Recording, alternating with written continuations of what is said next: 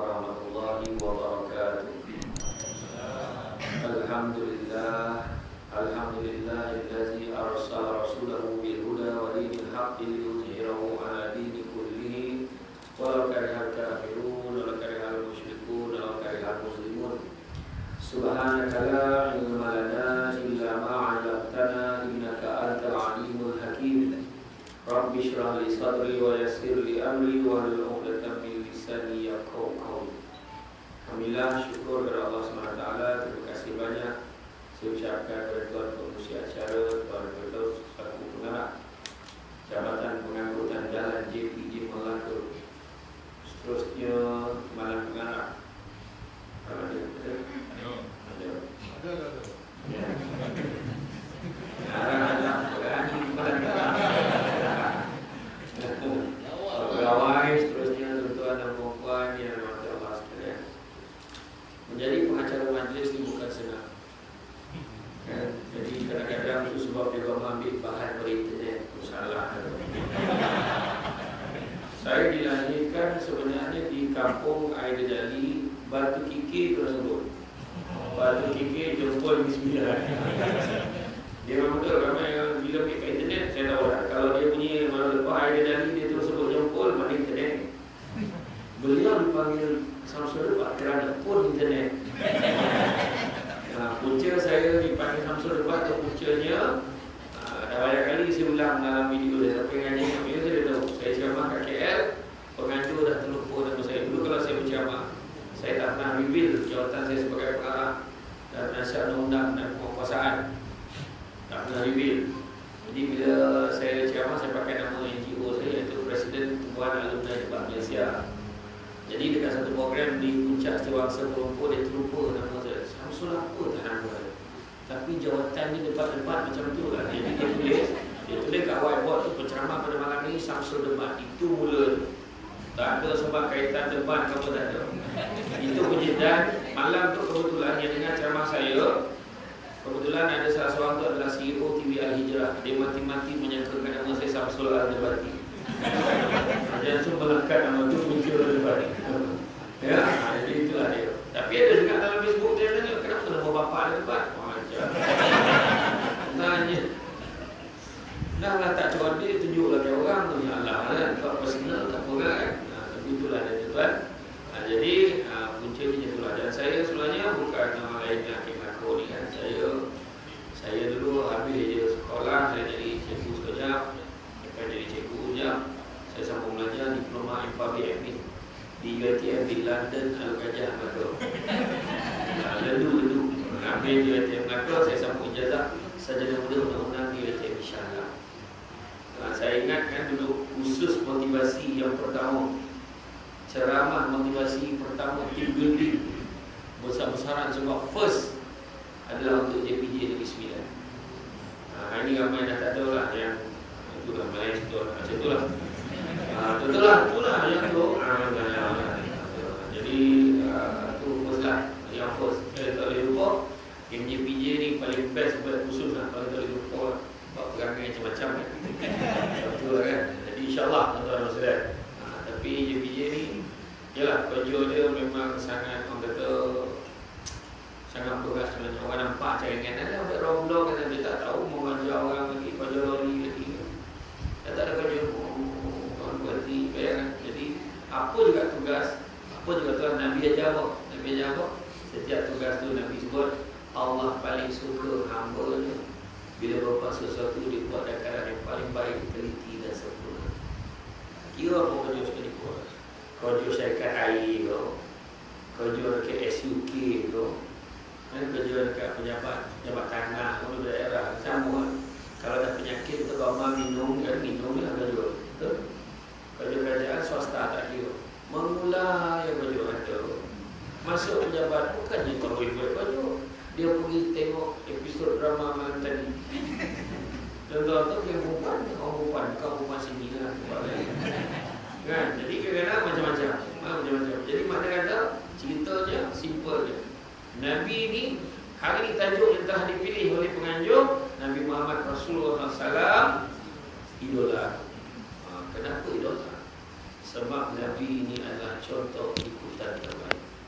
Disebutkan dalam Quran, laqad kana lakum fi rasulillahi uswatun hasanah liman kana yarjullaha wal yawmal akhir wa zakarullaha katsira.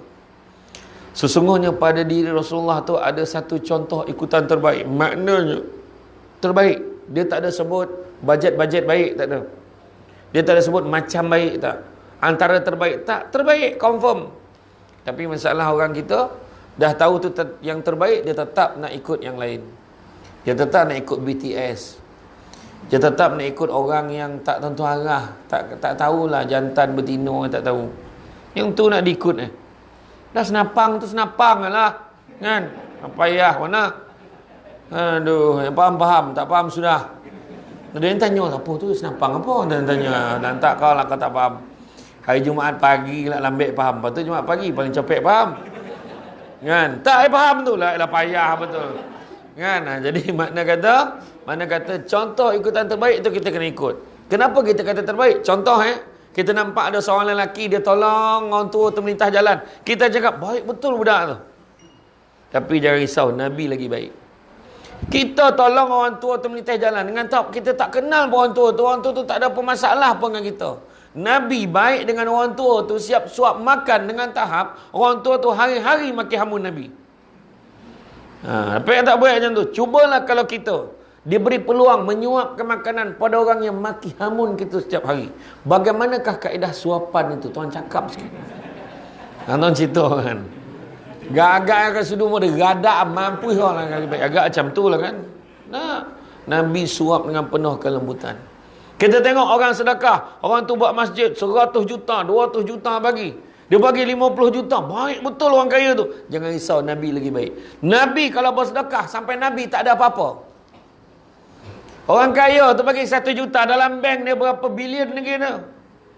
Kan? Tak payahlah kita kalau sedekah kan. Cuba tengok surau ni. Mana tu abang surau ni? Mana? Tabung pun tak tahu. Nak tunjuk betapa tak sedekah kat surau ni. Kan? Macam mana nak cakap? Ada seorang, ada ke tabung ni weh? Yang seorang nak tanya kan? Contohlah kan. Kita bagi takkan sampai tahap menyusahkan diri kita. Jadi macam mana? Kita pun puasa, Nabi pun puasa. Kan? Nabi puasa. Tetapi kita berpuasa dengan tahap kita ni apa? Dengan tahap kita tahu buka puasa nanti macam-macam binatang boleh makan. Tapi Nabi kita berpuasa disebabkan makanan pun tak ada, malahan Nabi sanggup berlapar demi nak menyebarkan dakwah. Ikat dengan batu-batu kat perut. Allah, nombor sekali. Itulah dia. Itu sebab kita sebut Nabi ini contoh ikutan terbaik. Jadi bila kata Nabi contoh ikutan terbaik, maka kita kena sayang Nabi. Dan saya cakap satu terang. Hari ni isu kita adalah isu BBNU. Budak baru nak up. Tengok anak-anak. Pening ke tak pening? Pening. Anak-anak dulu, kita dulu macam mana tuan-tuan? Kita dulu pukul 5 dah mengelintir nyawa nak main kat luar. Cukup marah kalau mak ayah tak bagi main kat luar pukul 5. Nantilah nak main apa? Main boleh lah, boleh. Tak boleh. Sekarang anak kita tak eboh nak main kat luar. Dia bergaduh sebab dia tak dapat password wifi dan sebagainya. Betul tak? Beza. Orang dulu-dulu hormat dengan orang tua macam mana? Hari ni macam mana? Dia kenal pun tidak tupak saudara dia. Dulu macam mana? Ni rumah Pak Long kau, ni rumah Pak Angah kau, ni rumah Pak Lang kau. Ni rumah Mak Teh kau. Siap tunjukkan rumah satu-satu. Raya memang pergi satu ke satu. Sekarang yang heboh selfie. Tak habis-habis selfie. Tengoklah habis syamah ni kau. Sebelum kau buat, biar aku cakap dulu. Tak adalah salah dah. Betul tak? Lepas tu marah budak tu rekod selfie. Wabah dengan mak sama saya ingat saya ceramah kat Mersing. Bila saya ceramah kat Mersing kan, habis masa tu saya Fadilah Kamsah, Syarul Syiro dengan Jihan. Habis ceramah tu, habis tengah-tengah lepas minum tu, ada seorang pakcik ni, Ustaz kita selfie boleh Ustaz? Boleh? Dia tarik saya tepi, dia keluar tapak tangan. Ustaz tengok Ustaz. Saya pun tengok tapak tangan. Ustaz, saya simpan dalam hati. Falsafah. Falsafah. Tapi rupa-rupanya memang orang Mersing kat sana beritahu saya, memang pakcik ni dia selfie macam tu. Dia kata, Ustaz, simpan dalam handphone sampai masa kena format, Ustaz. Simpan dalam hati, ingat sampai mati. Falsafah. Betul apa yang dia mesej dia nak sampaikan. Kita beza dulu dengan sekarang. Takkanlah kita lupa zaman kita yang kaya 36, yang sederhana 24, yang miskin 10 atau 12. Ingat ni tak? Kodak, Fuji Color, ingat tak? Ya, yang kaya 36. Dulu nak ambil gambar macam mana? Sini tak naklah, sini tak cantik. Sana, pergi. Orang lelaki je yang malas. Dia tapi public phone ambil apa bondo. Tapi tiang elektrik macam ni kan? Tiang elektrik jadilah LLN kan? Dulu kita ambil gambar, pilih spot, sini weh, sini. Lepas tu kau janganlah goyang. Kau gemar goyang ambil gambar. Tangan kau menggigil, tangan tak berbedong, semua keluar. Betul tak? Lepas tu berdebar hantar gambar kat kedai gambar. Janganlah tak jadi. Takut. Macam tunggu Rizal Peksa nak ambil gambar tu. Kan? Lepas tu ingat tak yang kita ambil gambar 36 37. Weh, ada lebih lah. Weh, 38 ada lebih lagi weh. Mak, kalau dah sampai 40 tu mana salah pasang tu. Dah lah sebulan nak habis kau nak dengar tak? Ingat tak dulu? Ya. Kawan saya seorang dulu, dia bergambar beli 10 atau 12. Yang kecil, yang sikitnya, dia gemar ambil gambar dengan kereta besar. Macam kereta tu dia punya. Dia bawa sandar kat kereta tu. Dia baring je kat depan tu. Lepas dia cuci kan, pun dia perasan. Dalam gambar, dalam kereta tu ada orang. Dia baru perasan. Orang tu dah macam ni tengok. Tapi yang best bila kita dah dapat gambar-gambar tu yang masih belum bersusun tu, sampai ke rumah kita sanggup beli album, susun satu-satu, sampai hari ni kita boleh sebab tengok album tu. Dalam phone, salah satu sebab terbesar handphone rosak sebab kau sumber and segala benda Allah menatang tu masuk dalam tu. Pai bawa phone potangan pergi kedai gambar, cuci. Yang ni cuci simpan dalam ni. Dalam phone kita bahaya, saya cakap. Nak gambar-gambar yang muka-mukan. Tak, saya nak tengok respon. Kalau muka mana ada kan? Tak ada. Okey. Betul. Saya pernah cerita dengan tuan-tuan dan puan-puan sekalian ni. Saya pernah sekali dekat dalam bahagian phone saya tu, dekat dalam folder image dengan video, hilang semua. Wah, apa mana pergi? Gambar-gambar macam-macam lah kan. Saya pun, lepas tu ada kawan saya nak tolong lah. Ada kawan saya, dia kata tak apa. Ada kawan dia dekat syarikat tolong telekomunikasi tu nak tolong. Dia telefon, okay SD, dia panggil Samsul Mat, dia panggil SD je. SD, dia kata SD letak apa ni, tolong tekan loudspeaker tu. Tekan loudspeaker, okay letak je telefon. Saya pun letak. Lepas tu tengoklah benda tu bergerak. Yang ni nak tak? File yang ni nak tak? Dia tunjukkan, ini nak tak? Okay, yang ni nak tak? Yang ni saya delete dulu, ini perap delete. Yang ni nak tak? Bergerak semua. Dia boleh tengok daripada mana? Daripada Singapura. Nak beritahu, handphone kita janganlah simpan nombor pin lah, apalah, apa semua kat dalam tu. Ingat tak zaman buku telefon kita yang lipat-lipat yang panjang, yang gambar tomok tu? Dah sudahlah mengada. Macam aku tak tahu, orang perempuan kan macam tu. Minat tomok lu ni. Kan? Iya kan? Tapi sekarang ni lah kan, dah bertukar. Selera dah bertukar. Tapi nak beritahu kita, menghargai. Ikut masalah budak-budak sekarang ni adalah tak menghargai dah. Macam mana tak menghargai? Maksudnya tak menghargai apa yang Nabi dah buat. Kalau kita nak selesaikan masalah akhlak anak-anak ni, bawa kisah Nabi hari-hari dalam hidup kita. Nak tahu tak? Nabi kan, cerita macam tu. Nabi kan, ini tak, kata tak, waktu mau salah skor gol tu, kita cerita tu. Kita cerita pasal Liverpool. Lama-lama Liverpool nombor 1 sekarang. Dia cerita pasal Liverpool tu. Tetapi masalah sekarang ni, kita patut share, terapkan nilai-nilai agama. Itu yang nak selamatkan budak-budak hari ni. Budak-budak sekarang ni adab dah tak ada. Hormat orang tua dah tak ada. Tengok tu sebab dia naik motor, dia peduli apa JPJ Block, betul tak? Dia cari jalan lain. JPJ Block jalan ni, dia dah tahu, dah dapat maklumat dah. Weh, dia dekat sini, weh, kita cari jalan lain. Sebab masalah adab sangat kritikal. Berapa ramai yang mak ayah, saya nak tanya, mak ayah yang setiap hari dia akan cium dahi anak dia dulu sebelum keluar. Ini Nabi ajar tu. Tak, dahi anak mak mentua jangan kira. Dahi anak, bukan dahi anak mak mentua. Laki kau lah, kau tak faham. Malah lembab betul pagi ni lah. Menyampah betul aku lah. Kan? Tak cium dahi anak. Itu sunnah Nabi. Sunnah Nabi. Benar senang-senang. Cakap lemah lembut. Masih lagi nak? Sunnah Nabi. Nabi pun cakap lemah lembut. Nabi tak pernah kasar. Mana ada? Ya, orang perempuan berhentilah bercakap. Aku ni mulut je jahat, hati baik tak ada mana tu. Kalau hati kau baik, mulut pun kena baik. Tu penting. Nabi hati baik tak? Baik. Mulut baik. Nabi pernah bagaimana hebat Nabi. Nabi ni sebagai seorang budak. Nabi nampak seorang makcik berbangsa Yahudi bawa barang. Makcik boleh saya bantu makcik. Baiknya anak ni. Anak daripada mana? Daripada Mekah makcik. Pada Mekah. Dia jaga tau. Kenapa makcik? Di Mekah ada seorang budak. Nama dia Muhammad. Jahat budak tu. Jangan kawan dengan dia. Dia tak tahu tu Nabi Muhammad yang tolong tu. Kalau kita lah yang tengah bakul tu. Kena balun macam tu. Kalau peh bakul. Dan tolong untung. Agak macam tu lah kan. Tapi Nabi apa? Nabi angkat sampai ke rumah makcik tu.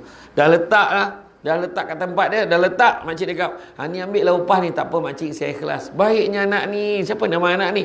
Saya lah Muhammad yang makcik sebut tadi. Langsung diam makcik tu. Dan akhirnya satu Mekah mengiktiraf. Semua kenal dah Muhammad ni memang baik akhlak. Dia kata apa? Itulah hebatnya Nabi kita. Itu sebab tajuk pun pilih Nabi Muhammad idola aku. Jadi macam mana cara kita nak menzahirkan kasih sayang kita ke Nabi? Salah satunya disebut faman ahabba syai'an aksara bizikri. Barang siapa suka sesuatu akan selalu menyebut-nyebut. Macam penyanyi itu kan dia sebut nama perempuan tu sebab dia sukalah ke orang tu. Oh Fatimah kan. Suzana marilah sayang adik. Nampak tu? Mira Edora Fiona. Kan? Lagu apa lagi? Zai Zalika Amalina. Suka budak India ke budak Melayu tu. Lagu Firdaus tak ada. Tak ada. Rosnan pun tak ada. Kan? Lagu Samsul Debat pun tak ada. Tak ada orang nak balik lagu perempuan ni kan. Tapi ada satu lelaki yang buat lagu Nabi kita Muhammad, buat nasyid dan sebagainya. Ya. Dan tu sebab Nabi sebut al-bakhil. Apa maksud bakhil? Apa maksud bakhil? Saya tanya apa maksud bakhil? Pandai Arab. Piramli aja kan. Al-bakhilu allazi zukirtu indahu falam sallallahu alaihi. Orang yang paling kedekut adalah bila sebut nama aku dia tak selawat. Nabi Musa ada satu kelebihan, dia dah boleh bercakap direct dengan Allah Taala. Dia bercakap dengan Allah Taala dan Allah tak beritahu, wahai Musa, barang siapa yang mati nanti bertemu dengan aku dan dia tidak beriman dengan Ahmad, nescaya akan ku masukkan dia ke dalam api neraka. Nabi Musa pun tanyalah, Ahmad ni siapa? Rupanya itulah dia Nabi Muhammad sallallahu alaihi wasallam. Nabi kita di langit dipanggil Ahmad, di dunia disebut Muhammad. Jadi nak beritahu hebat Nabi kita. Belum lahir lagi dah popular. Belum lahir lagi. Jadi siapa nama Ahmad panggil elok sikit. Jangan kita pandai-pandai nambah-nambah Ahmad Qadai lah, Ahmad Tayar lah, macam-macam kita letakkan. Ada gelaran-gelaran kan? Ahmad ya. Jadi sebut nama Muhammad sallallahu alaihi wasallam. Macam tu. Muhammad sallallahu alaihi wasallam. Tapi orang lelaki kena ingat, kalau nama kita Muhammad, orang rumah panggil tang dapur. Bang Muhammad sallallahu alaihi wasallam. Jangan. Hanya untuk Nabi saja, faham? Hanya untuk Nabi saja. Dia bang soluh kan. Main pukul rata kan. Kak ke depan sikit kak, sian ada orang nak masuk sian. Nanti masuk kalau pun masuk sian nampak ah. Hari ni ramai betul. Pada tengok live ni, hari ni ramai betul. Tak kurang 20,000 ni. Nampak tu kan bunyi kuat bunyi tu kan. Jadi insya-Allah. Tuan-tuan dan puan-puan sekalian, itulah hebat Nabi. Jadi itu sebabnya Nabi ajar rupanya. Macam mana kita tengok masalah adab anak-anak saya sebut tadi kan. Sebab idola dia tak ada. Macam kita kan, cuba tengok. Kalau kita berbual dengan kawan kita kan, mesti kita akan cakap, arwah ayah aku dulu, kita akan sebut, bapak aku kan, dia jenis macam ni. Kalau bapak aku, sikit bapak aku. Sebab bapak kita ni idola kita. Ya, jadi, kita kena tambah satu lagi. Yang paling hebat sekali, dan yang paling atas sekali, iaitu Nabi kita. Kalau Nabi macam ni. Tengok Nabi macam mana. Kejap lagi saya akan share. Rupa-rupanya Nabi dah ajar. Ta'dibu auladukum bisalasati asya'. Adabkan anak-anak kamu dengan 3 perkara. Dia kata. Adabkan anak-anak kamu dengan 3 perkara. Budak sekarang cuba tengok. Lalu depan orang tua pun macam mana. Dulu macam mana kita? Mak ayah kita macam mana? Lalu depan orang tua bukan menunduk dah, minta izin. Pakcik tumpang lalu Ya Allah, baik budak ni. Pakcik tumpang lalu. Lalu. Kalau lalu belakang pun minta izin ni. Pakcik saya lalu belakang. Sekarang lalu belakang tak cakap dah. Kan? Ada pakcik tumpang lalu belakang. Jangan, lalu depan. Ada membolong. Tak apa, hantu belakang pun tak tahu. Tak ada. Orang tua-tua dulu dia percaya kalau lalu belakang habis ilmu dia. Orang dulu. Cawan. Semua beralas ni. Mana ada macam ni? Semua beralas. Tak. Ni contoh. Kan? Siapalah yang menyiapkan cawan ni? Jangan. Tak, betul tak? Orang tua-tua dulu dia siap alas. Yang gelas tu siap alas. Kemudian kalau kita hulur pun, jemputlah minum. Kita pegang piring. Nampak tak? Ingat tak dulu? Kalau kopi panas, arwah atuk saya ingat lagi. Dia tuang kat dalam piring tu. Suruh mak. Jadi sajuk apa hal? Terperanyat tau. Macam mana jadi sajuk? Mak kan? Lepas tu, bila kita minum, jemputlah. Kalau orang tua tu dulu, kalau bagi cawan macam ni, memang dibaling Kalau macam ni lah. Zap dia baling. Macam miskin sangat. Wahal memang miskin. Kan? Tapi maksud miskin tu miskin apa? Miskin adab. Ya, macam tu. Macam kita makan adab di Islam pun ada aja. Bila kita makan, orang depan makan, kita kalau makan sikit pun perlahan-perlahan biar dia sama habis dengan orang depan. Itu adab dia. Ini kita habis, siap basuh tangan. Macam ni tengok dia. Dia nak makan lama. Aku tak habis-habis, dia dah habis. Adab yang kena tunggu. Slow-slow aja makan. Ramai tak tahu. Lauk yang jauh. Jangan macam ni ambil. Cakap boleh hulurkan lauk tu. Macam tu lah. Adab. Nampak tak? Orang tu dulu ingat tak? Assalamualaikum. Salam. Mak ada. Ada cik. Cik nak jumpa mak. Sekejap Cik duduklah dulu. Dia pun tutup TV. Pergi dapur. Mak cepatlah mak. Jangan lama sangat. Cerita tengah best ni. Punya lama lah dia berbual. Aduh, habislah cerita ni. Lepas tu bila mak tu dah sudah, macam-macam cerita keluar. Betul keluar. Habis dah cerita tu. Budak sekarang, Waalaikumsalam, mak ada. Ada cik, ikut belakang. Dah lah rumah teres, tengah pula tu.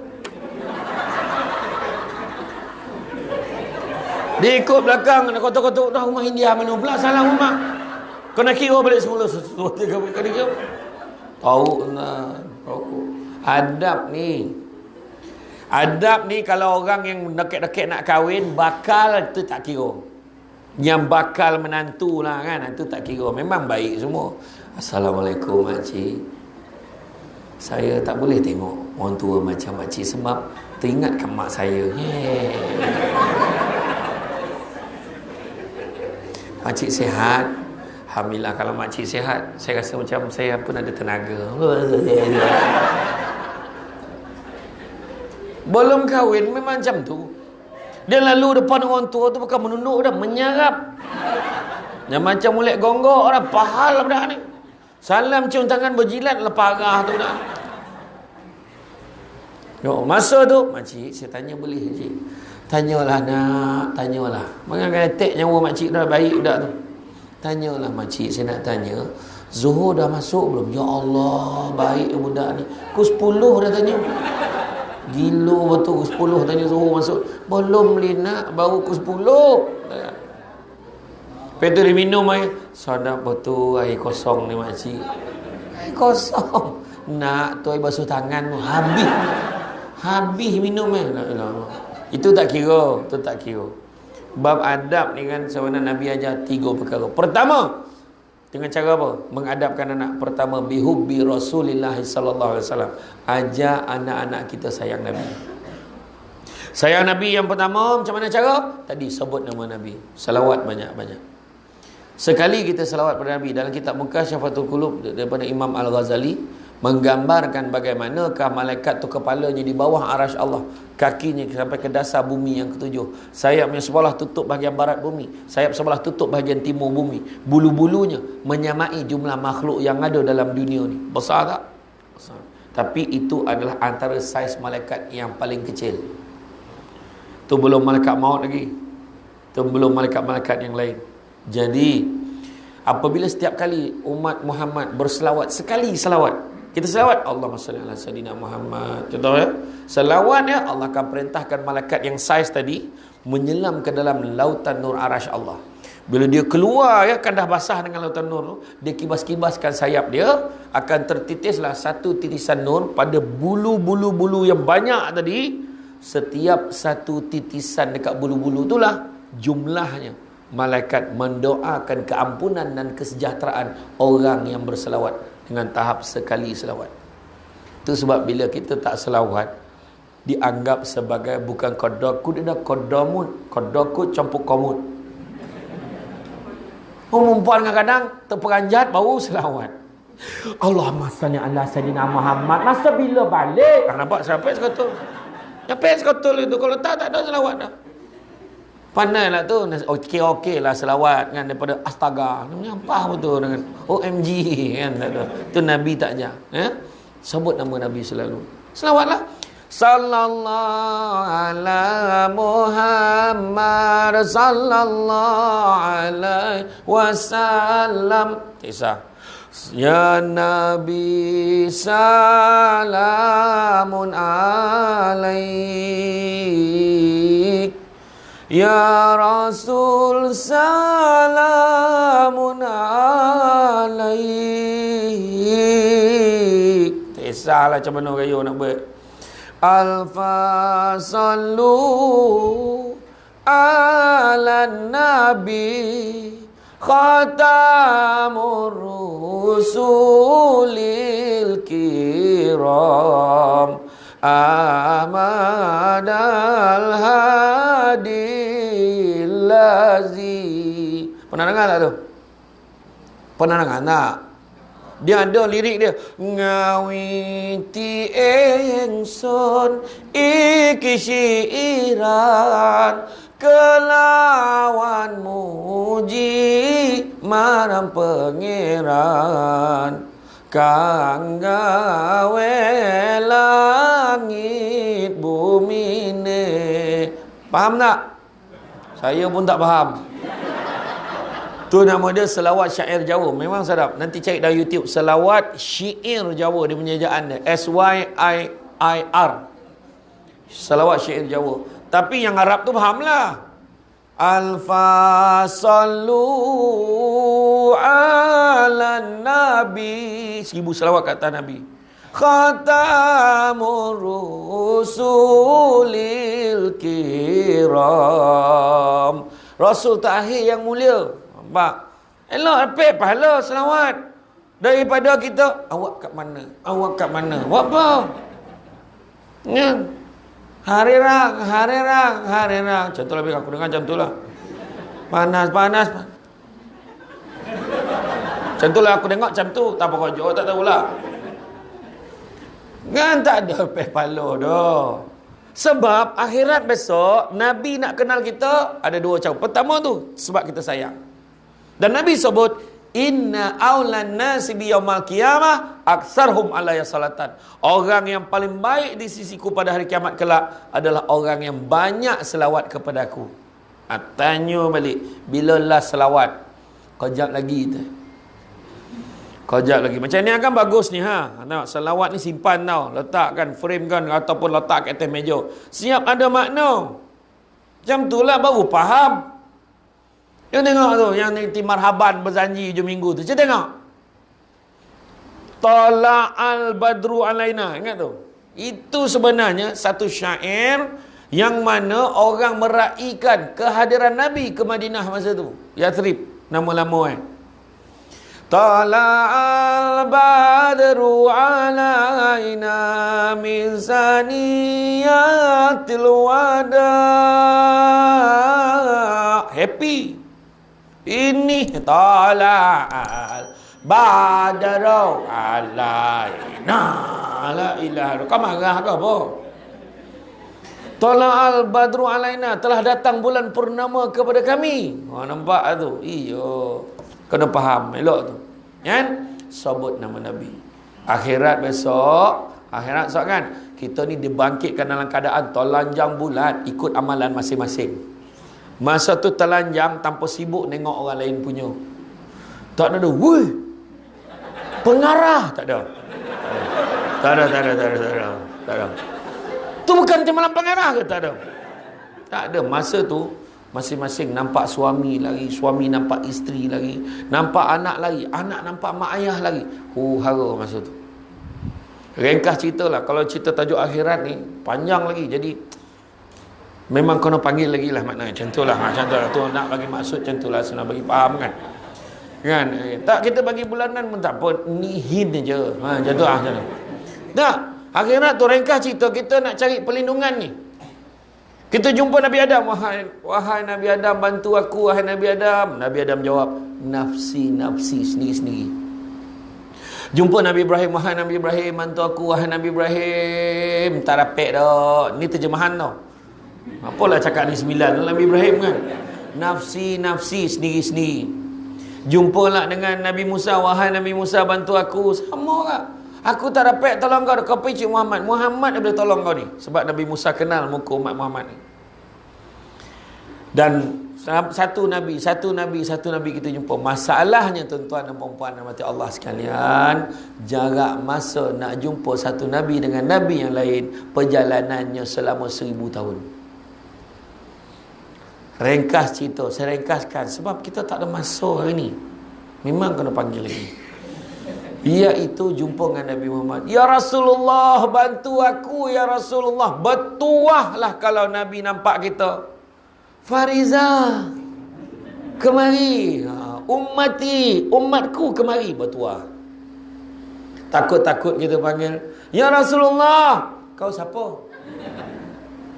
Sebab apa Nabi tak kenal kita? Apa sebab? Salah satu sebab digambarkan dalam kitab Penenang Jiwa daripada Imam Al-Ghazali. Ada seorang lelaki selepas ketika zaman sahabat, dia bermimpi bertemu dengan Rasulullah. Rasulullah memalingkan wajahnya. Kenapa ya Rasulullah?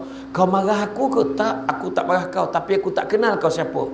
Kenapalah kau tak kenal aku? Bukankah ramai yang menyatakan kau lebih kenal umat kau lebih daripada kau kenal mak ayah kau sendiri? Memang betul, aku kenal umatku lebih daripada aku kenal mak ayah aku sendiri, tapi aku tak kenal kau siapa, kerana kau tak pernah sekali pun berselawat kepada aku. Terjaga daripada tidur, dia menangis. Semenjak pada itu dia mewajibkan dia berselawat tak kurang 100 kali sehari.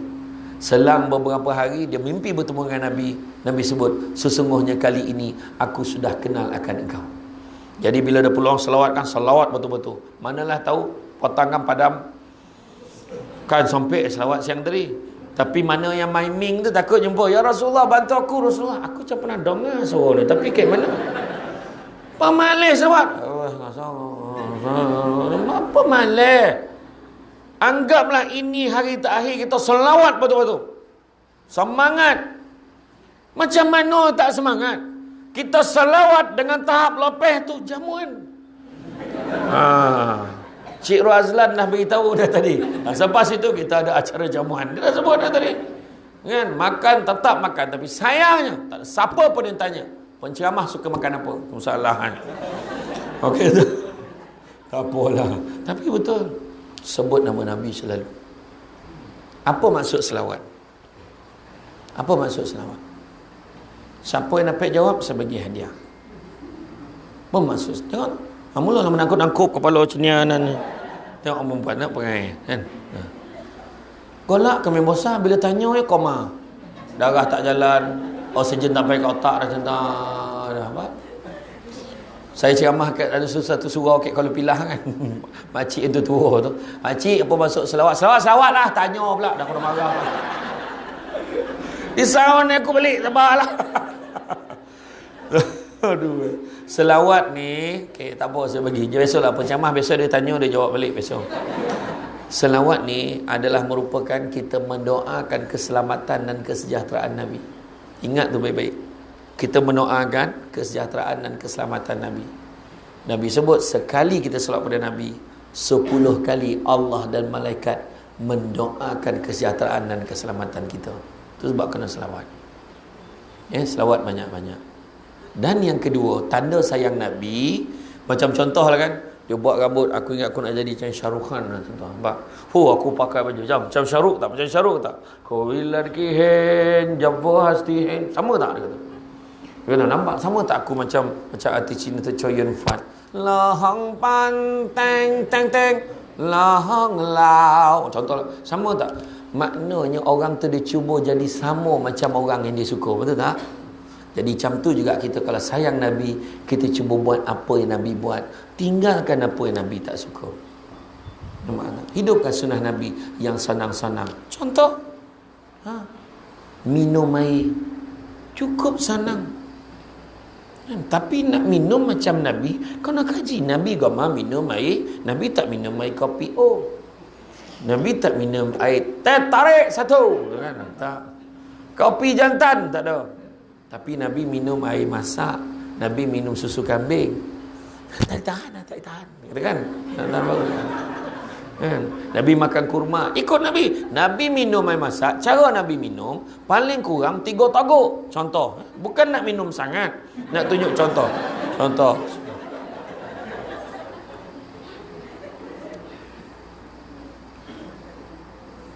3 teguk, nampak? Kan nampak tertib tu. Tapi kalau kita minum macam ini,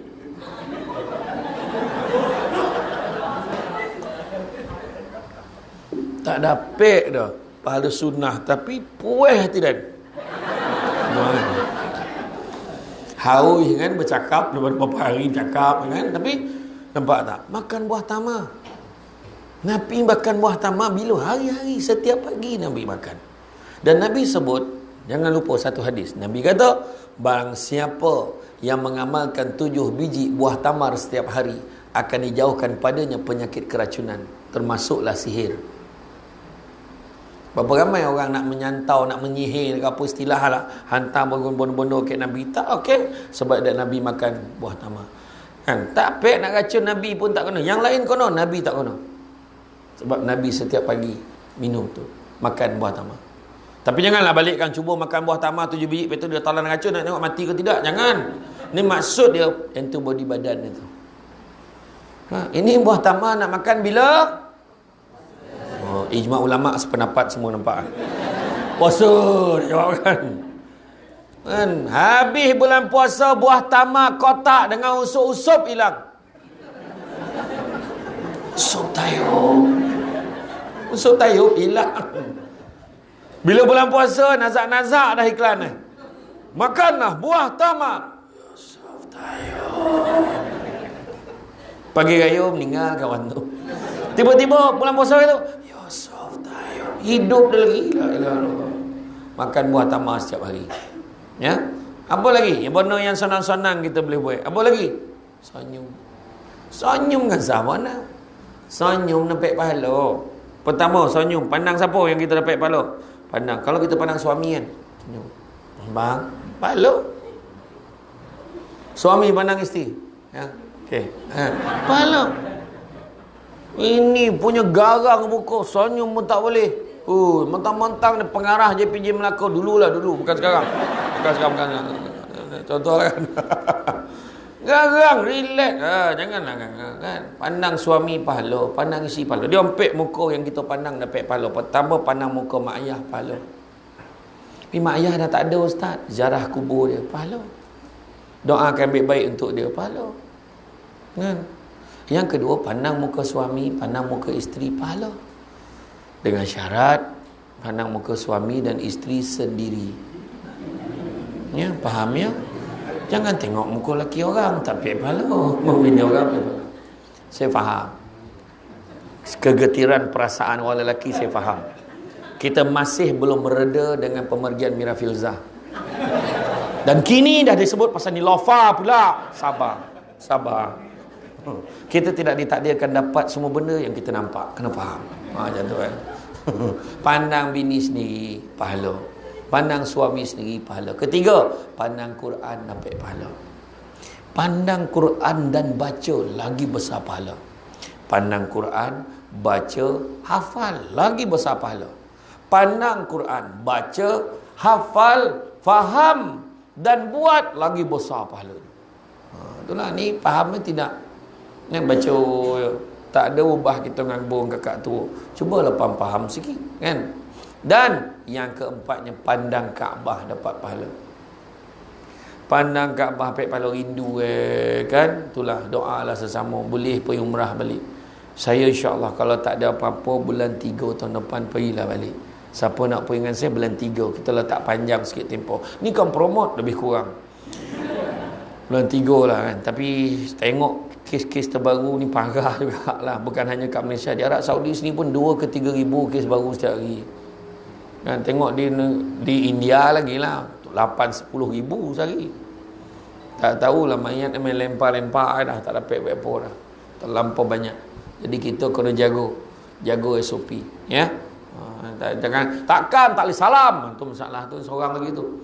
Kan tak payah ada macam ni lah. Buat sementara waktu. Kita doa besok dah okey, kita dapat putuskan rantaian tu kan. Mudah-mudahan kita balik seperti biasa. Jadi pandang senyum pun dapat pahala. Nabi senyum. Pahala. Kemudian Nabi duduk kan, ada sahabat itu tengah sibuk bercerita, tapi dia tak sadar bercerita, dia himpit kaki Nabi. Kalau kita lah, kau nak cerita lah, kau himpit kaki aku. Ni pahal kalau kita. Tapi Nabi tak. Nabi biarkan. Nabi kata biarkan. Dia tengah seronok cerita tu, Nabi kata biarkan. Macam tu adab Nabi. Makan buah tamar. Nabi bergurau dengan sahabat. Makan buah tamar. Macam kita makan sate lah dengan kawan kita. Kita rumah kita dah makan sate tu saja kita letak kat pinggan kawan kita. Pernah buat tak? Kononnya macam biar lidi kat dia tu banyak, macam dia makan banyak lah. Macam tu lah kan. Kan kita kadang buat macam tu, zap makan. Rupa zaman Nabi dah berlaku. Sahabat-sahabat makan buah tamar, biji itu dia letak kat pinggan Nabi. Nabi nampak, tapi Nabi baik tak reti, Nabi makan. Nabi tu kan, sahabat tahu, ya Rasulullah, banyaknya kau makan ya Rasulullah. Macam kalau kita, kau yang letak tadi, aku tak tahu ke tak? Nabi tak. Nabi senyum, Nabi jawab, Alhamdulillah, tapi kalian lagi hebat. Dengan biji-biji kau tolan. Sebab pinggannya tak ada biji. Kan dah terkono. Kan? Macam itulah cerita kan. Jadi Nabi ni pun bergurau juga. Tak ada masalah dah. Kita pun bergurau lah dengan isteri. Tak ada masalah. Suami isteri gurau. Ini garang apa hal? Nabi dengan isteri Nabi macam mana? Bergurau senda. Berlemah lembut. Kan? Sebelum kahwin kan main lagi. Kan? Naik motor. Polok. Macam ni lah. Rapat punya rapat. 7 orang boleh duduk belakang. Bila dah kahwin dia pegang bosi. Jangan kena.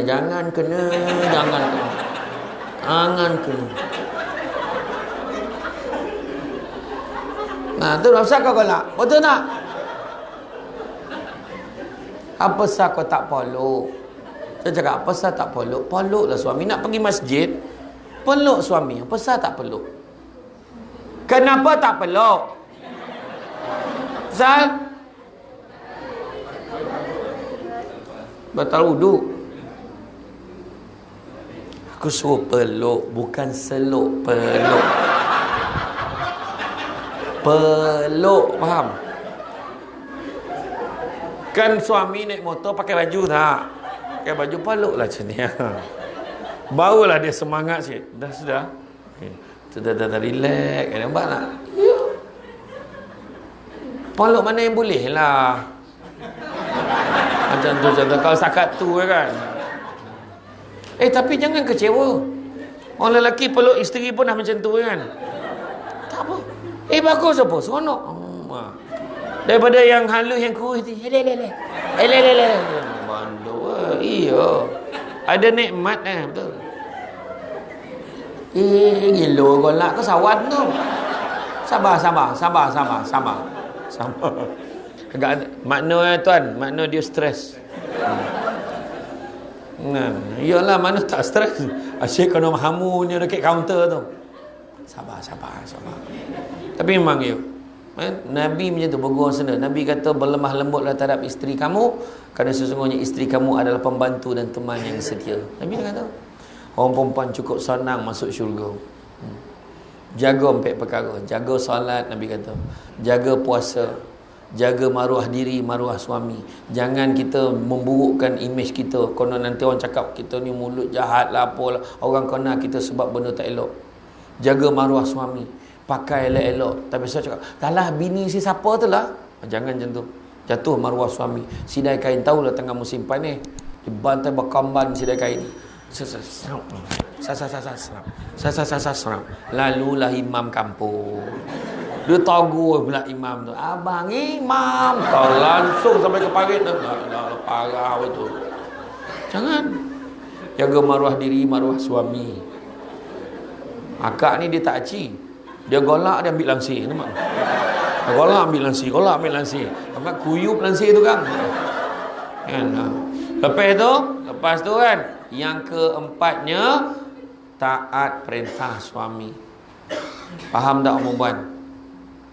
Taat perintah suami. Faham tak? Mulai hari ni taatlah segala perintah suami. Faham? Apa nak slow pula tu? Saya tanya balik semula. Mulai hari ni taatlah segala perintah suami. Setuju? Apa dah? Suami pun tak ada. Apa iklan nampak? Tak ada. Saja ya. Taat perintah suami. Boleh kan? Taat. Okay, saya ulang balik.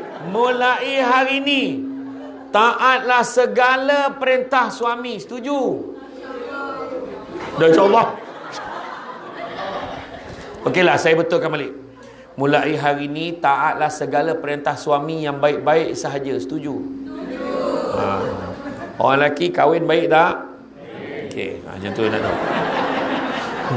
Wah, ajar soalan tu. Adalah. Yang seorang pun tak terjaga, nak lebih. Betul tak? Kuih jawab Aduh.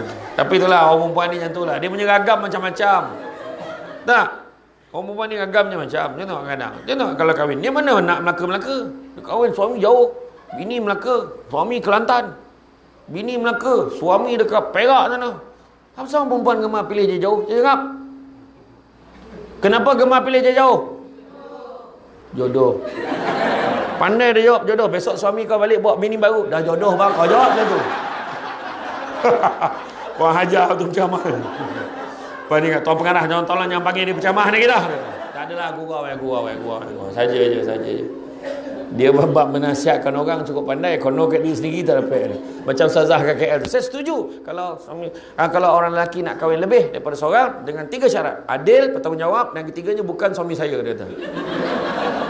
Makna dia tak setuju lah tu. Kan ya, jadi itulah dia kan, yang penting jaga.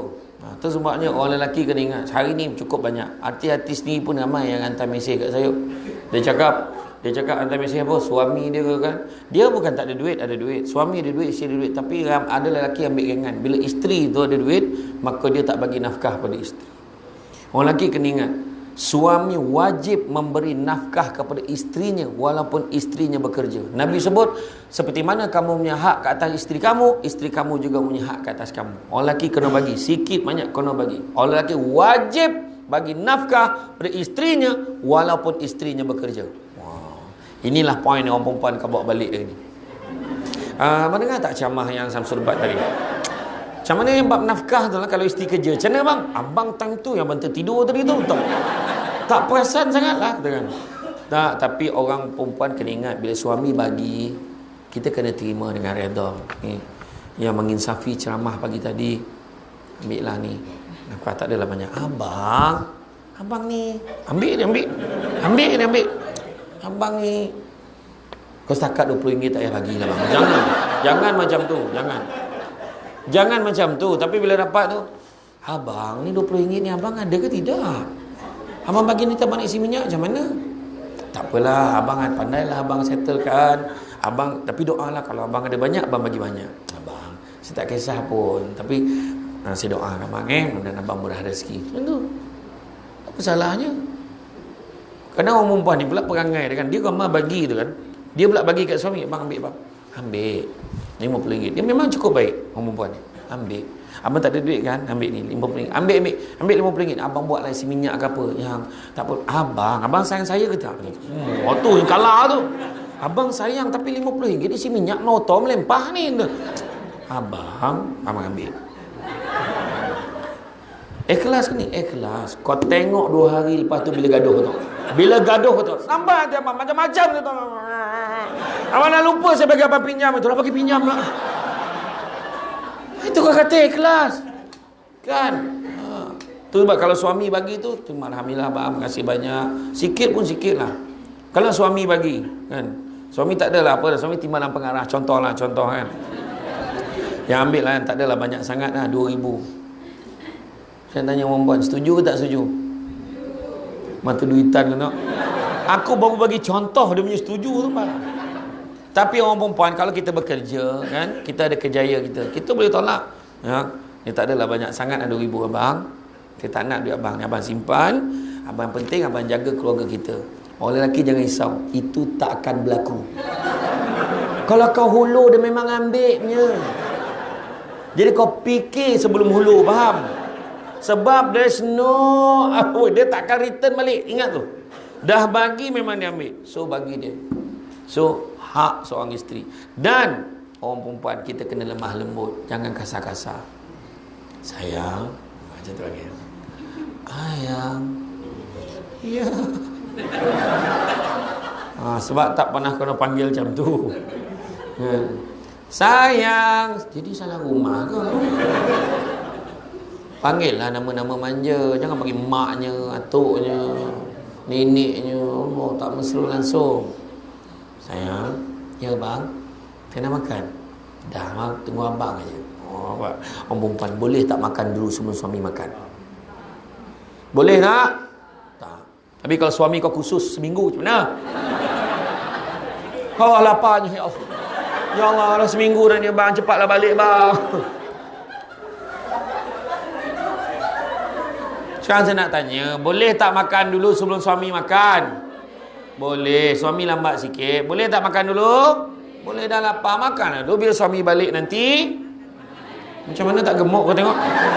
Kau tengok jawapan dia.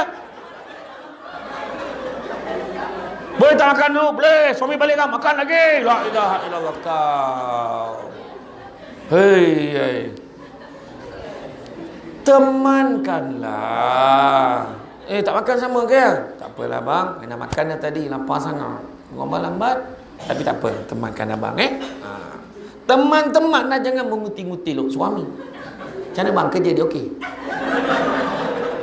Iya bang, ayam ni ambil. Yang suami ni ambil ayam ku. Kau badan dalam terdarah, kau ambil lagi pahal. Nampak kemesraan suami isteri, nampak tak?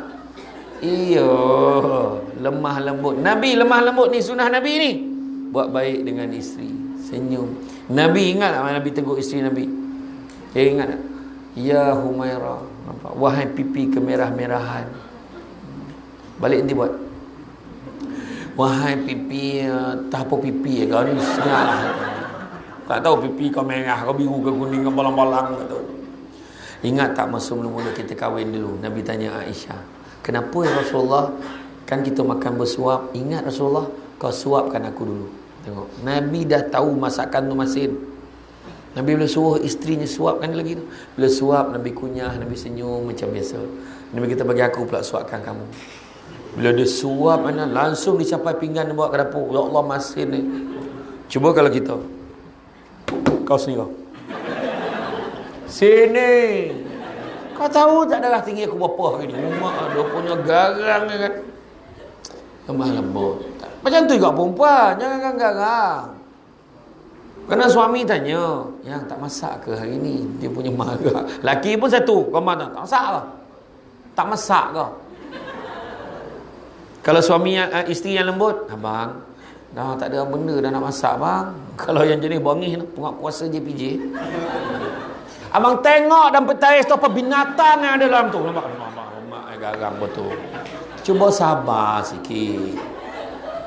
Kadang isteri dia dah masak macam-macam. Dia dah masak macam-macam. Kan? Yang suami gamak tanya benda yang tak ada, betul tak? Dia duduk makanlah. Kan abang? Macam-macam lauk ada. Telur dadah tak ada. Macam binatang masak dah. Allah. Tolong. Abang tanya je tadi. Tanya je. Kadang-kadang dia jawab lembut, maksud kasar. Ada. Yang telur dadah tak ada ke? Abang, tak cukup ke telur yang ada? Sebab telur mata kebau dah ada. Telur rebus dah ada. Dia tanya ke apa dia tak ada? Apa salahnya kalau suami tanya? Macam drama Aku 7 tu. Sayang, telur dadah tak ada ke? Abang nak telur dadah Kejap saya pergi goreng kejap. Langsung dia pegang tangan isteri dia. Abang lepas lah. Sayang, abang tanya kalau ada. Tak ada tak apa. Abang, bukan lama pun, 2 minit je. Sayang, apalah maknanya 2 minit ni kalau sayang tak ada di sisi abang? Abang, anak kat meja makan muntah belilah. Gerak. Tak teraya anak tak pernah tengok. Kan? Kemesraan dengan tak pernah nampak. Drama aku 7. Kau tu masalah, tengok drama. Drama aku 7 tapi tak ikut. Apa drama baru-baru ni? Apa 7 hari mencintai ku 2? Macam tu lah. Kan? Saya tak tengok lah, tapi jahat betul Mak Leha tu. Saya dengar macam tu lah. Saya dengar macam tu. Lepas tu dah habis lah. Cerita tu dah habis. Dia cakap, dia ganti dengan pengantin 1 malam macam tu. Saya tak tengok. Tapi dia percaya cakap mak dia tu. Mahal lah cerita tu. Pun dah habis dah kan? Dah habis dah. Sekarang drama apa tajuk dah? Sudahlah. Nyampah lah aku. Tak tahu, tak tengok. Aduh. Tak kisahlah tuan-tuan Tapi itu antara sunnah Nabi yang kita boleh buat. Senyum. Kemudian Nabi apa lagi? Nabi gemar bersedekah. Itu sebab saya kata sedekah. Tuan-tuan dan puan-puan sedekah. Ikut Nabi. Kita banyak tanya kan, sekarang tengah susah ni, ekonomi teruk. Ekonomi teruk bukan untuk orang JPJ dah, semua orang. Diorang yang berniaga lagi kesian. Kita paling tidak, kita ada dah gaji setiap bulan. Dan sekarang ni nak pastikan gaji kita tu berkat kan. Buat kerja, jangan tak buat kerja. Ini bila overtime ni mengelak, slash demo, tak apa, bagi orang lain. Ada? Tipu, claim, macam-macam. Itu yang kita tak nak. Dah lah JPJ dah jadi kursi panas sekarang. Semua jadi panas JPJ kan. Punca ada orang dulu-dulu kan. Macam-macam kan. Adalah orang-orang tertentu. Bukan semua orang. Masalah orang Malaysia ni dia gambar tuduh semua. Orang yang JPJ macam tu. Nampak ayat dia? Tu yang tak sadap tu. Jadi kita kena bersihkan dengan cara tak payah jaga orang lain. Jaga diri kita. Integriti kita jaga. Kan? Jaga. Sedekah banyak-banyak. Nampak tabung yang masuk duit. Bayangkan orang dekat Senayan kan yang sedekah untuk membina masjid kan. Tanah saja 6.5 juta. Kos pembinaan masjid 100 juta. Siap buat lubang kubur. Ada satu petak dia kata kalau aku mati besok situ tanam. Kita tak adalah sampai tahap tu kan. Pengusi khairat kematian pun tak booking lubang kubur. Tapi nak bagi tahu macam itulah kita sedekah. Sebab apa? Sedekah ni ada 4 kelebihan. Pertama, mengkayakan hati walaupun miskin rasa kaya. Nak tolong orang aja. Nak sedekah aja. Kedua, membersihkan harta walaupun sikit rasa cukup. Pernah tak orang perempuan dah bayar bil, berlebih lagi. Rasa-rasa dah bayar semua dah. Apa yang belum bayar? Rupanya bertukar wallet dengan suami. Dah suami lah tak cukup, mana pergi duit aku? Contoh lah, ni contoh. Jarang berlaku lah, tapi contoh lah. Yang ketiga, dia memanjangkan usia. Kita bebas daripada penyakit. Itu pun rezeki. Kadang ada orang banyak umur, tapi kadang belum banyak umur lagi, penyakit dah banyak. So kontrol. Kontrol makan tau. Makan banyak mana? Kan? Nabi makan sebelum lapar, berhenti sebelum kenyang. Kita selagi belum kenyang, jangan berhenti. Kita macam tu. Kontrol. Dia kalau nak kurangkan berat badan paling cepat buang 4 warna putih.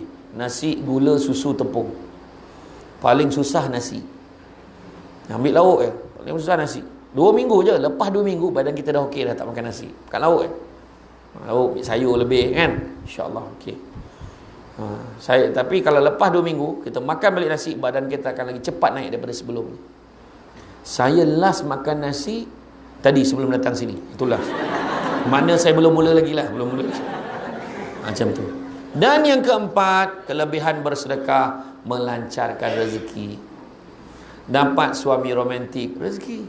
Sayang, abang ni takutlah. Nampak kan? Dapat rezeki, isteri pandai masak.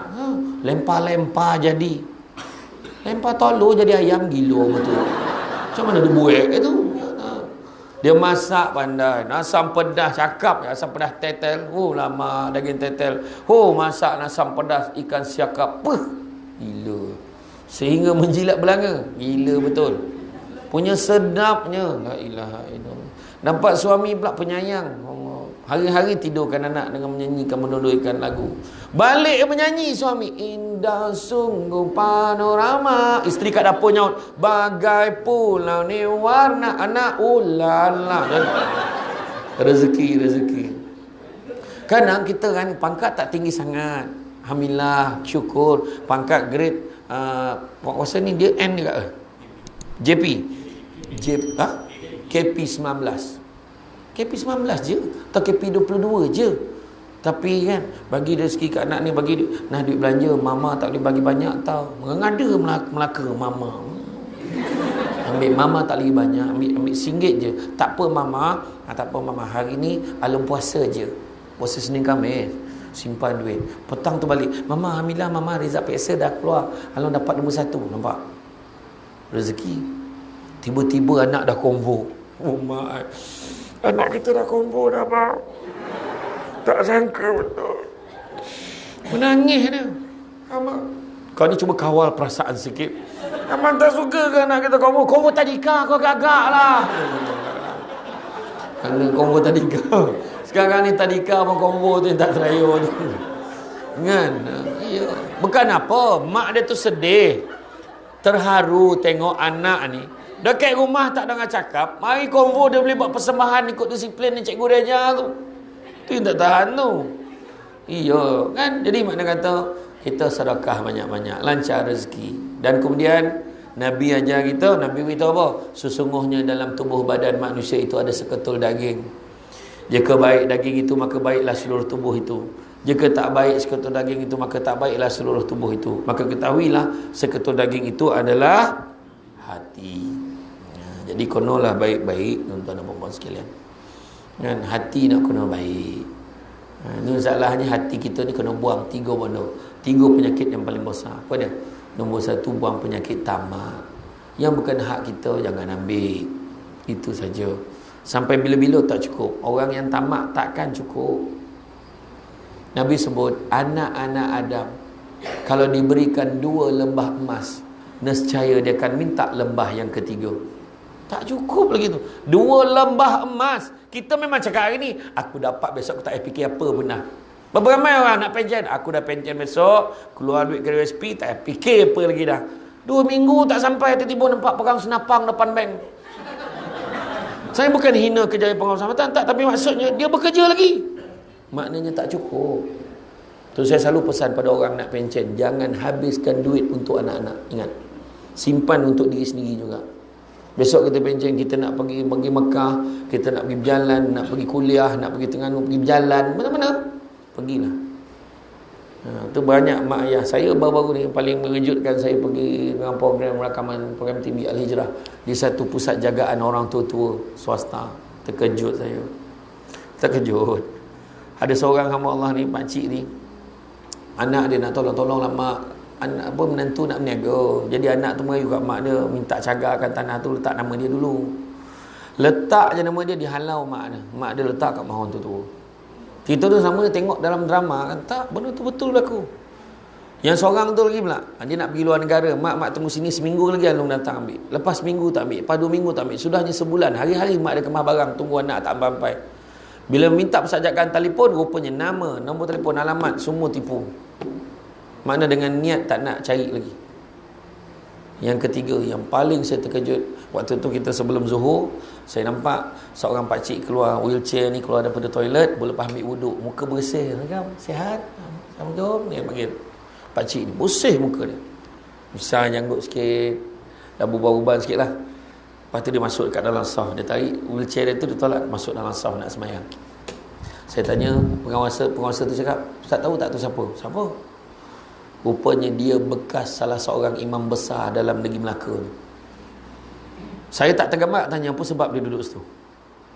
Tapi nak tunjukkan hari ni, bahaya kalau anak-anak kita tak didik dengan hormat, kasih sayang, adab semua. Kita mungkin kita cakap kita pun tak tergambar biar mak kita. Bayangkanlah. Orang boleh buat macam apa puncanya. Satu ayat Pak Ngah saya quote kata Pak Ngah saya, siapa yang ajar anak kurang ajar tu je. Mak ayah sendiri. Itu sebab tengok, apa yang Nabi pesan ni semua dah komplit dah. Bila kata terbaik, kita kena ikut. Sunnah Nabi buat. Nampak benda simple, tapi sebenarnya kita ajar anak kita disiplin. Tengok, contohlah pagi sarapan. Kita roti topuk sarapan pagi. Roti canai tu lah. Pap serap kan tu topuk tu. Elok masing-masing tu. Tapi kalau kita ajar anak kita, okay, pagi sarapan buah tamar hari-hari. Hari makan ni ke? Ini sunnah Nabi. Makan. Cuba makan buah tamar 7 biji. Cuba habiskan pagi 7 biji. Tengok. Sampai petang kita kenyang. Percaya cakap saya. Baru betul diet, badan sihat. Kita sendiri cakap, buah tamar ni bulan puasa je. Kita yang cakap. Kan? Ada pula yang cakap tu pagi raya. Macam mana? Pagi raya. Pagi raya kan. Nabi ajar pagi raya. Kalau kita ingatlah, ulang kaji balik. Pagi hari raya puasa, kita disunatkan makan buah tamar dulu 3 biji. Sarapan isi paut sikit sebelum sembahyang sunat Aidilfitri. Sebab apa? Nak bezakan pagi itu dengan pagi puasa. Tapi kalau sembahyang sunat Aidil Adha, kita disunatkan puasa dulu pagi tu sebelum sembahyang sunat. Sebab kita nak menghormati juga orang-orang ke Arafah apa semua tu. Jadi sebelum korban lah kan, kalau boleh. Tapi itulah dia. Kadang dia kata, alah hai, makan lah, memanglah. Makan buah tamar pagi ni nak. Alah memanglah zaman Nabi dulu makan buah tamar sebab masa tu mana ada lemang, dia cakap itu. Jangan main-main dengan sunnah Nabi, jangan. Kan, barang siapa yang mempermain-mainkan sunnahku, haram baginya syafaatku di akhirat kelak. Untuk dia. Main-main. Orang bergugur ni, janggut ni janggut kambing. Orang main-main kan? Jangan. Sebab akhirat berasal syafaat ni ada 3. Syafaat ni ada 3 Nabi nak bagi kat kita. Yang pertama, kita dapat kerenganan di padang mahsyar. Orang lain teruk, kita ringannya, mudah je. Nak pergi kat telaga Al-Kausar tu, senang je dapat minum. Telaga Al-Kausar ni besar 4 segi tu, mengelilinginya makan masa sebulan. Punya besarnya sebulan baru dapat 1 round keliling. Dan sekali 1 teguk kita minum, kita takkan haus selama-lamanya. Tu telaga Al-Kausar nama dia. Kemudian masa tu ada yang peluh dia sampai buku lali, ada sampai pinggang, ada yang sampai telinga, dia lemas terus pun ada. Sampai ada yang cakap, Allah bagilah aku masuk dalam neraka terus, Allah tak tahan duduk kat padang mahsyar ni. Sebenarnya neraka lagi teruk lagi. Jadi itu sebabnya kita jangan main-main. Aku tak apa weh, kita masuk neraka macam mana pun umat Muhammad masuk syurga. Tak apa. Siapa cakap? Jangan minta. Tu yang pertama. Yang kedua, syafaat yang kedua adalah dapat masuk syurga tanpa hisap. Mudah-mudahan kita dalam surau ni semua dapat kelebihan itu. Amin ya rabbal alamin. Dan yang ketiga, dah masuk dalam neraka dah, tapi ada secebis keimanan kita pada Allah dan Rasul. Nabi datang selamatkan kita dan pindahkan kita masuk dalam syurga. Kalau yang itu pun tak dapat, berhentilah jadi orang. Apa guna hidup kan? Tapi itu dia. Yang pertama, buang perasaan tamak. Jangan kita sibuk. Orang lain dapat, kadang kita bergaduh pasal APC. Anugerah khidmat sebelah. Macam ni seorang je yang kerja. Apa kita tak kerja ke?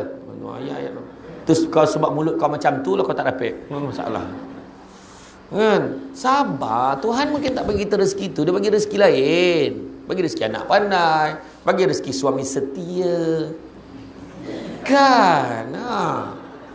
Iya, mana nak? Alah, cuba tengok macam Anugerah Khidmat Cemerlang. Dapat apa sangat? Pertama dapat apa? Tak, sebutlah sijil, jangan nampak sangat kau nak duit tu. Sijil nombor 1. Kedua, duit 1,000. Kan? Yang bahagian HR yang nak bahagian pentadbiran je tengok. Siapa bahagian pentadbiran? Mana? Bahagian pentadbiran pula, dia dah nampak surat tu, sulit dan rahsia, senarai penerima. Hello. Kau nak belanja apa? Kau nak belanja aku apa? Kau nak belanja aku apa? Saya cakap. Kenapa ni tak faham lah? Tanyalah. Kau dapat APC tahun ni. Lah mana? Iya, aku dah tengok senarai dia. Tapi kau kena ingat, sulit dan rahsia. Hal dia dah cerita tadi. Lepas tu semua orang dah tahu. Lepas tu bila nak belanja. Sudahnya hari dia dapat anugerah tu, dia terima, muka dah tak elok dah. Sebab modal dah banyak keluar dah. Tak ada apa. Jangan kita risau. Tuhan bagi rezeki lain, itu je. Itu sebabnya dekat saya pergi kat KL, bila hari inovasi kan dia bagi hadiah IPC tu, dia bagi juga anugerah-anugerah lain. Jadi tak adalah terasa sangat. Contohnya markah SKT 90 ke atas pun dapat sijil. Lepas tu tak pernah MC tahun yang dinilai. Dapat sijil. Jangan terkejut surprisingly yang dapat anugerah tak pernah MC tahun dinilai tu semua pekerja yang sini-sini yang dah nak pencen tu. Yang muda-muda pula yang penyakit banyak tak tahu apa pasal. Masa tu bila dah dapat sijil macam tu, muntah darah pun tak nak balik. Kapilah balik nak muntah darah, jangan nanti tak dapat sijil. Nampak tak ada. Macam tu sekali lah. Yang ketiga, tak pernah punch card merah tahun yang dinilai. Anak tengok frame, bah, tu sijil apa tu bah? Ni sijil tak pernah punch card merah. Maksudnya apa tu bah? Maksudnya abah kau tak pernah lambat. Biasa tengok abah lambat ni, ada cara ni. Kau ajar. Ada cara. Bosa kau kolak, mana ada harapan tu. Tu dia. Jangan kita tamak. Adalah bahagian kita Tuhan bagi kelebihan lain. Kadang-kadang orang bagi ni tapi dia bagi mak dia baik, dia bagi mak dia masih sihat. Ada orang tu pula Tuhan bagi mak dia tak sihat, tapi maknanya peluang untuk dia berbakti pada mak ayah dia. Yang kedua, buang perasaan dalam hati kita. Dalam bekerja ni, buang perasaan sombong. Kita sombong untuk benda tak ada apa-apa. Sombong lawa. Berapa lama lawa je cakap? Berapa lama? Kereta baru. Kereta baru berkilat siut. Berapa lama kereta baru cakap? Lepas 2 minggu orang tak heran dengan kereta baru tu. Dah lah kereta yang masa lelong JPJ tu. Contoh lah, contoh kan. Ada lagi tak tuan? Ada. Okay. Kalau saya nak tengok senarai tu. Tak adalah. Tapi betul. Kan? Berlagak dengan motosikal baru. Lagi lah orang tak heran. Daripada 2-3 hari. Tahu dah. Tu je. Kan? Dengan pangkat. Baju kadang sombong dengan slipper. Macam slipper tu tengok. Cantik tak? Slipper sampai pijak belagak tu. Baju raya tempah bulan 1. Kau nampak macam cantik tak? Setiap the line. Ini pagi raya pakai ni. Buntang mata orang tengok ni. Sekali PKP. Apa masa bila kau nak pakai je cakap? Berio kau tempah baju sekali PKP. Ambil gambar dalam Facebook muka macam ni. Orang pun tak tahu tu baju tahun bila. Tak payahlah. Betul tak kan? Iya. Tak payah nak belagak-belagak. Saya dulu jawatan saya bukan kecil anak. Pengarah undang penguasaan. 80 penguasa. Saya ada 8 pembantu takbir. Ada 10 bailiff. Saya ada 2 PA. 1 India, 1 Melayu.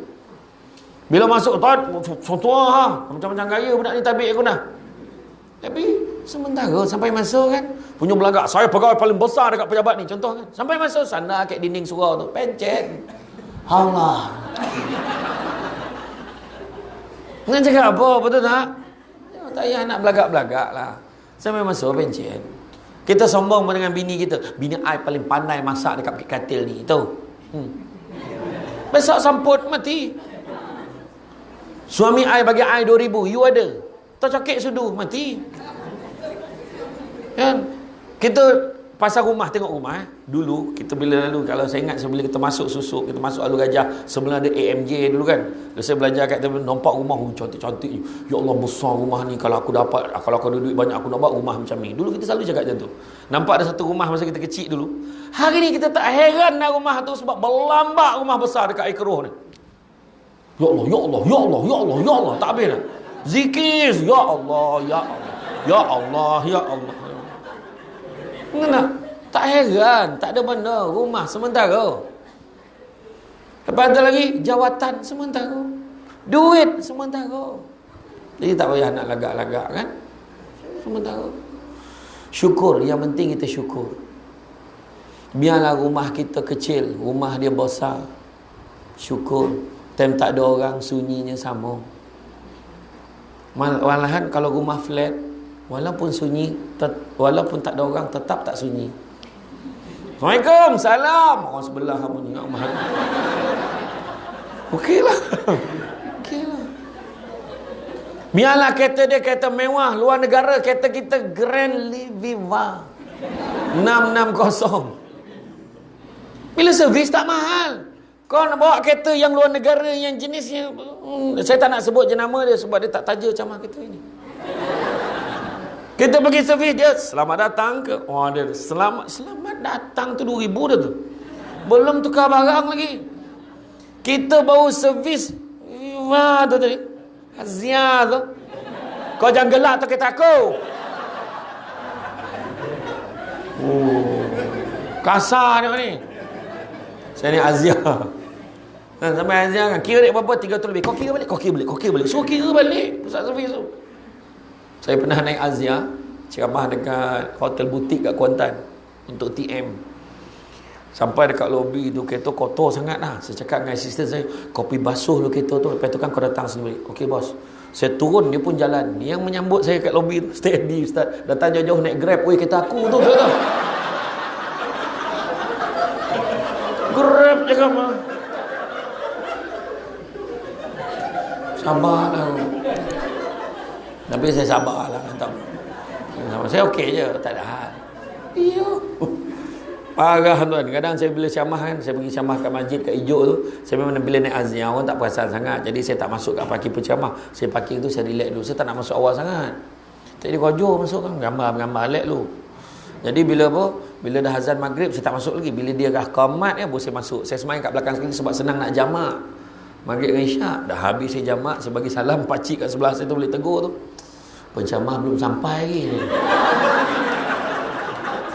Dah aku risau, aku salah masjid ke apa? Saya pun tanya lah pakcik tu, pakcik penceramah dia siapa? Samsul Debat. Sudah ada takkan. Saya baru nak cakap saya Samsul Debat, dia tambah lagi. Semenjak keluar TV ni lambat sampai pula. Tak jadi cakap. Langsung diam. Langsung saya diam. Tapi saya cakap. Kemudian dia JK masjid nampak saya. Ustaz, kita nak mula dah ni. Okey. Saya pun salam pakcik, saya mula dulu. Dia pun pandang. Saya pergi kat depan kat meja kuliah ni, saya tengok pakcik tu dah tak ada. Tak ada pakcik tu. Tak ada apa tuan. Dunia semua tu. Gelaran ni dunia. Sampai masuk besok tak siapa-siapa debat keluar pun tak tahu.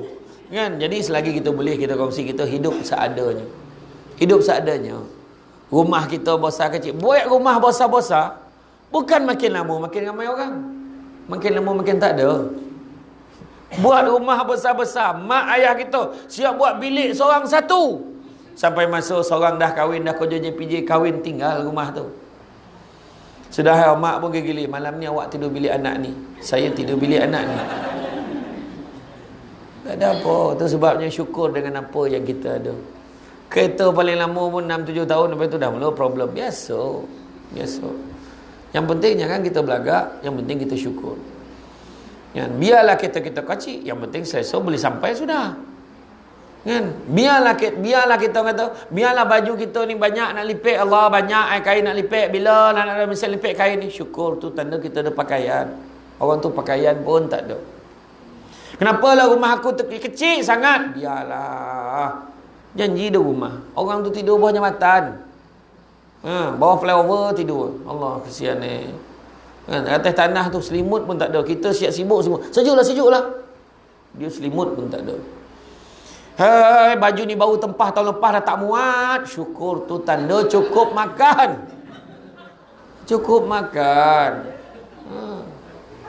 Kita bising, bini aku dah membebel je lah kerja ni. Syukur tu tanda dia sihat. Perempuan kalau dia sonyap lagi kita susah hati. Biarlah dia bising. Cuma satu lah perempuan. Marah anak, jangan pindah kat suami. Marah anak-anak lah. Pergi mandi. Kau apa? Tampakkan geram kau. Pergi mandi. Suami sampai. Assalamualaikum. Salam abang. Mana balik? Apa bising-bising ni? Biasalah bang. Anak kita. Pergi mandi. Dia marah balik budak tu. Pergi mandi. Kau apa? Tampakkan. Assalamualaikum. Ni sekol lagi. Suami pun sampai. Apa salah aku? Kata kan. Syukur. Biarlah si kita ni kuat membebel. Syukurlah. Sekurang-kurangnya dia ada di rumah, bukan kat tempat lain. Hobi orang perempuan memang macam tu di rumah. Berceramah walaupun tak ada tajuk. So, biarlah suami kita tidur berdengkur. Syukurlah. Suami tidur berdengkur kan. Untuk ni memekak je lah. Syukur. Sekurang-kurangnya dia tidur di sebelah kita, bukan di sebelah orang lain. Itu jawapan kita mulai malam ni. Betul, orang perempuan dia nak tidur macam prosedur. Orang lelaki dia boleh tidur. Orang lelaki dia boleh tidur dengan pangkat bahu, papan bahu ada lagi tu. Boleh tidur. Boleh. Dengan dia punya baju uniform dia boleh tidur tu. Sebab dia dah penat sangat orang lelaki ni. Dia boleh tidur tak tukar baju. Kadang bini bising, abang kau je pun tukarlah baju dulu. Dengan uniform pakai tidurlah. Macam tu. Tapi orang perempuan lain dia ada prosedur. Contohnya buang undercoat tu. Buang dekut, lepas tu makanlah ubat lawa pula. Lepas sebulan muka macam tu ke? Macam lah dia sikat macam tu kan. Lepas tu baru nak tidur kan. Lepas tu dalam gelap tu bercahaya muka. Sebab tengok handphone bukan sebab iman lah. Lepas tu baru nak tidur macam bunyi dah kan. Ada bunyi mengunyah. Berkunyah orang tu. Ada yang bunyi ngasah gigi. Tajam gigi ni kan. Ada yang bunyi sombong kapal. Dia duduk kat Pantai Puteri tu. Marin.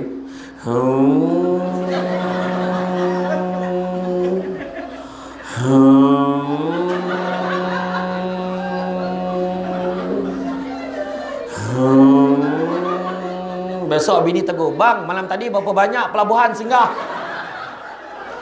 Yang paling ramai suami dia bunyi vibrate handphone. Nampak cara galak tu betul tu.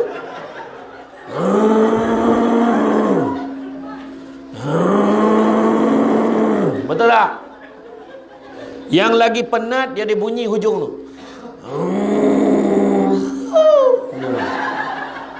Halus hujung. Yang lagi penat dia cakap bahasa Rusia hujung tu. Tak apa bahasa dia cakap mana. Orang perempuan saya nak tanya, pernah tak kita tak boleh tidur sebab suami berdengkur sampai kita duduk tengok dia tidur? Pernah tak? Pernah.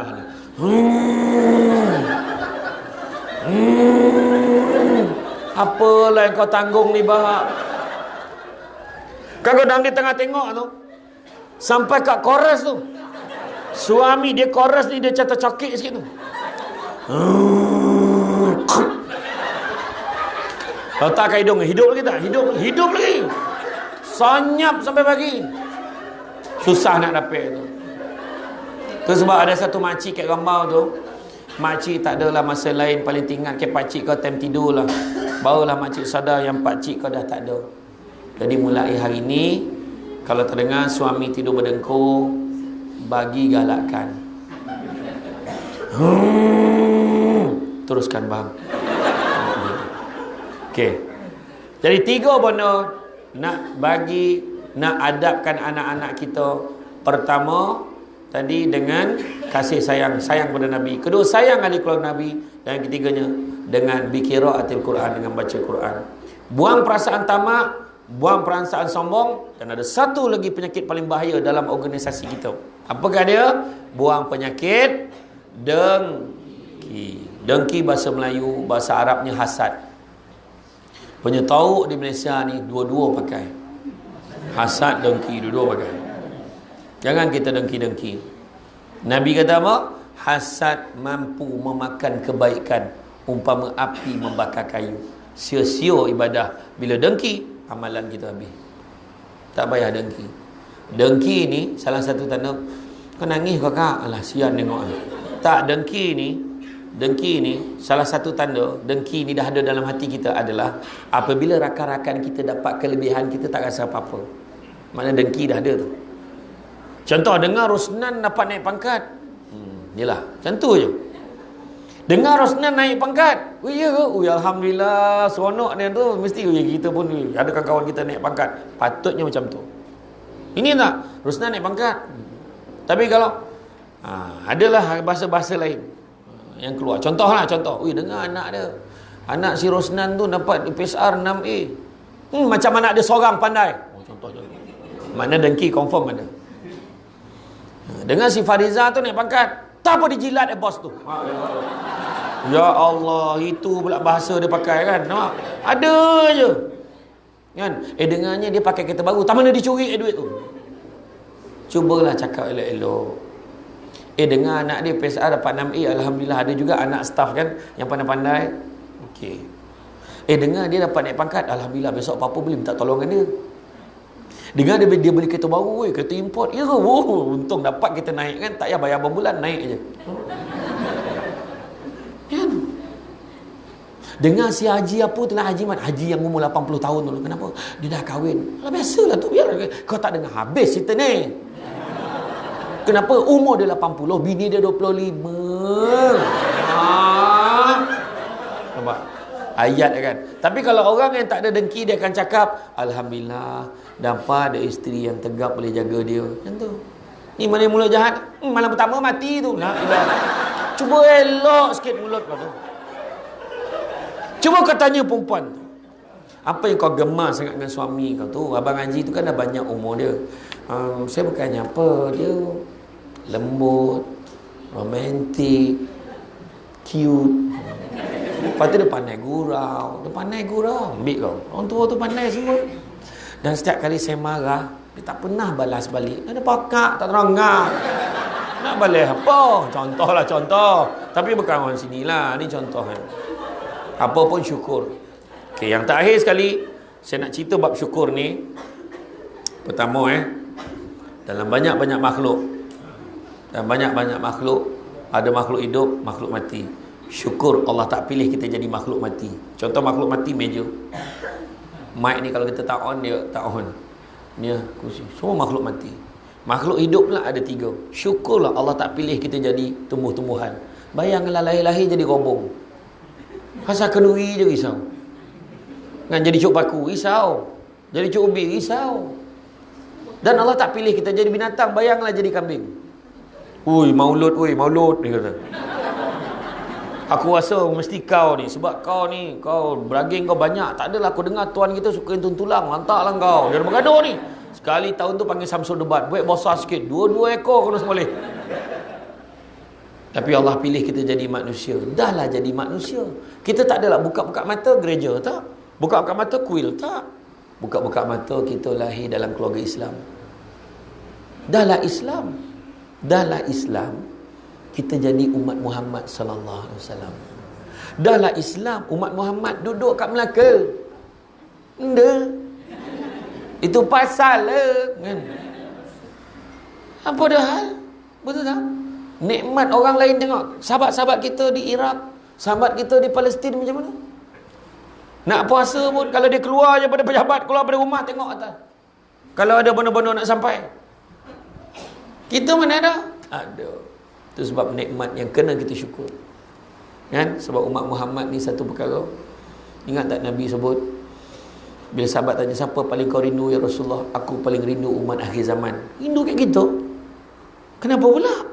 Bagaimana aku tak rindu mereka? Mereka boleh taat kepada Allah dan kepada aku dengan tidak sekalipun mereka berpeluang memandang wajah aku. Itu Nabi sebut. Syukur banyak-banyak. Teruskanlah, jadikanlah Nabi kita sebagai idola. Dan Nabi sebut pasal sunnah apa?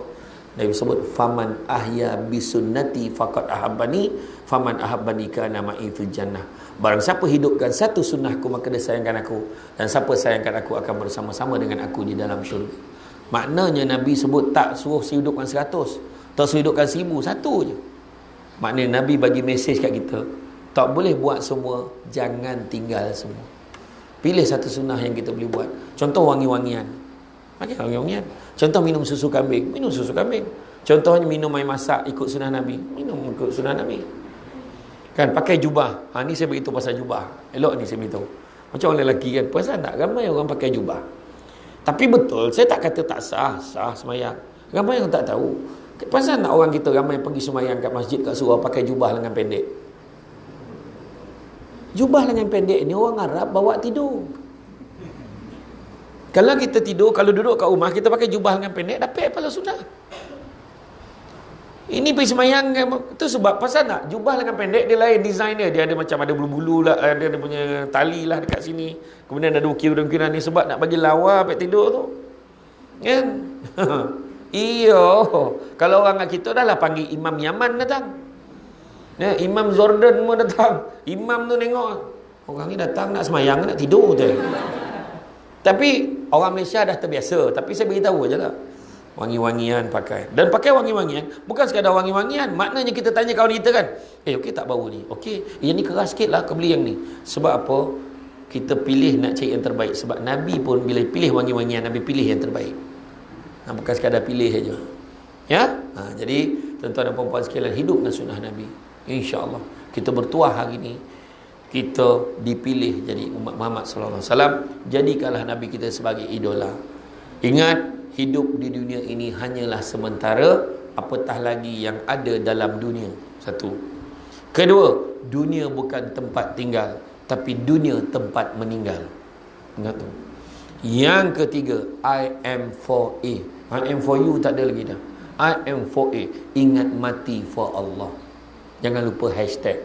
Ingat baik-baik, fikir yang baik-baik, buat yang baik-baik. Mudah-mudahan Allah balas yang baik-baik. Dan saya tutup dengan satu surah. Maksud ayat dalam surah Asy-Syura ayat 20. Allah Ta'ala beritahu, barang siapa yang mengejar keberuntungan akhirat, nescaya kami akan tambahkan keberuntungannya itu. Maknanya dunia pun dapat. Tapi barang siapa yang mengejar keberuntungan dunia, nescaya kami akan berikan sebahagian saja daripada keuntungan dunia itu. Malahan tidak akan ada di dalam hatinya rasa bahagia. Takkan bahagia. Kita dapat duit haram contohnya. Dunia. Duit haram ni dunia. Tak apa, jangan buat makan weh. Kita buat tukar sport rim. Tukar sport rim, tapi kereta tu pakai untuk cari rezeki. Haram juga jadinya. Itu sebabnya saya ingatkan tuan-tuan dan puan-puan, jaga. Nabi pesan, kan tadi ada yang saya sebut tadi, Nabi cakap anak-anak Adam kalau diberi 2 lembah emas, dia akan minta lembah yang ketiga tak pernah cukup. Ada satu cara nak cukup. Nabi pesan, carilah yang halal, sesungguhnya yang halal itu cukup buat kamu. Jadi itu saja daripada saya. Saya ucapkan terima kasih banyak di atas kesudian mendengar ceramah pada hari ini. Itulah momen yang ditunggu-tunggu, iaitu pengakhiran ceramah. Jadi itu saja. Dia tidur tak? Tak ada. Yang menangis yang main 4. Jadi cuma sedikit makluman saya nak maklumkan